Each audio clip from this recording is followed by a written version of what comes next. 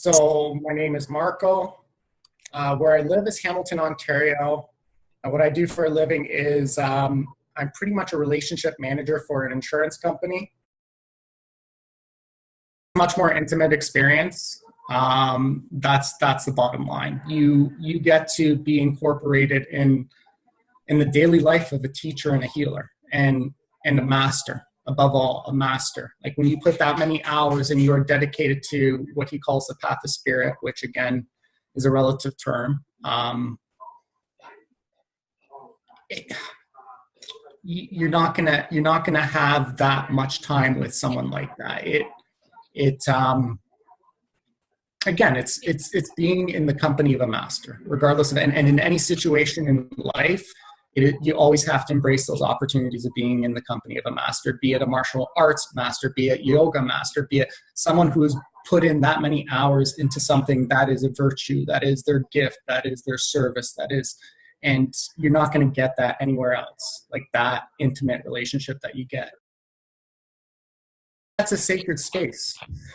And I mean, safe is one of those terms that doesn't do it justice, because sacredness is what it is. And when you create a sacred space, it goes beyond safety. It goes beyond anything else. It goes to truth. It goes to light. It goes to all of that.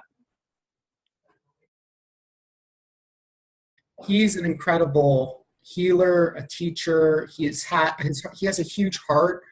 And outside of that, he also has a ferocity about him, and he has that sternness about him as well. And then he has the joking nature about him. And then he has, like, there's just so many levels of which, and you realize, well, first of all, he's probably the most fully realized, and he realizes he's a human being, and you get to see his human nature as well too. And, you know, just you get to be part of his family, right? So you get to see the dynamics between him and his wife, and, you know, how they live a normal life like everyone else.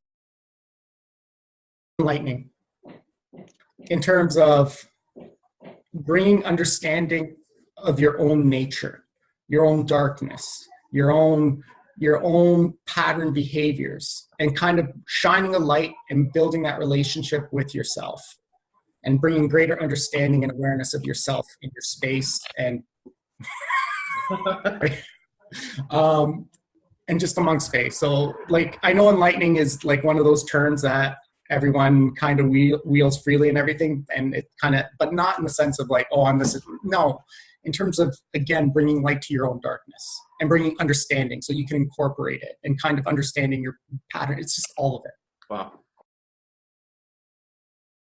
I've done my research, and the research is clear out there if you look at the right sources. I mean, regardless of anything, these are deeply spiritual experience, intimate spiritual experience, in terms of, again, when you say spiritual, it is just kind of your own spirit, your own being, understanding that, and kind of dealing with your own kind of shit and working through your shit and breaking those patterns and kind of progressing and becoming better.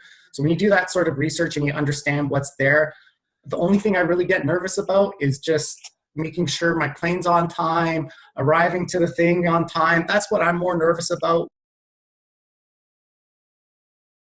First of all, being the fact that I do a lot of yoga, I understand that breathing is everything. Going into any form of retreat with some form of breathing and meditation discipline will allow you to kind of center yourself, and will kind of give you that sort of cheat code in the experience, because you'll be able to kind of always go back to breath.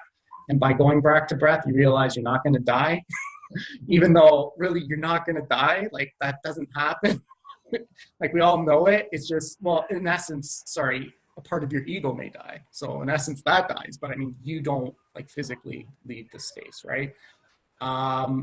And surrender to the experience. That's the bottom line. You're gonna face some rough stretches as well along the way, and there's no point in fighting it. Just allow it to be, see it for what it is, and kind of face it and move on and ride it out. Just buckle up, bitches, when it comes down to it. When you get that, you know, that space, and really, in the end, you're looking in the mirror. It's just you. It's your own truth. It's your own shit. So